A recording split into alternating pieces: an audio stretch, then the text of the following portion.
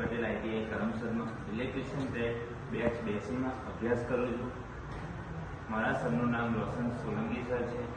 અમે જે પ્રોજેક્ટ બનાવ્યો છે તેનું નામ ટ્રાન્સમિશન સિસ્ટમ છે. પાવર પ્લાન્ટમાંથી પાવર ઉત્પન્ન થઈ કેવી રીતે કસ્ટમર સુધી પહોંચે છે તેનું વર્ણન કરે છે. ઇલેક્ટ્રિક પાવર સોલેરિંગ સ્ટેશનમાં 11 kVથી ઉત્પન્ન થાય છે. ઉત્પન્ન થયેલા voltage 11 kV, 66 kV, 132 kV, 440 kV અને 240 kV સુધી ડિસ્ટ્રીબ્યુટ કરવામાં આવે છે. ટ્રાન્સમિશન લાઇનમાં મુખ્ય ભાગો steel pole, insulator, bare conductor, power transformer, distribution transformer વગેરે છે.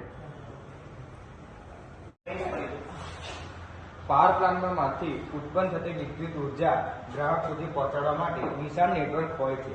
જનરેટિંગ સ્ટેશનમાંથી ઉપયોગ થતા 11 kVને પાવર ટ્રાન્સફોર્મરની મદદથી વોલ્ટેજ વધારીને આગળ મોકલવામાં આવે છે.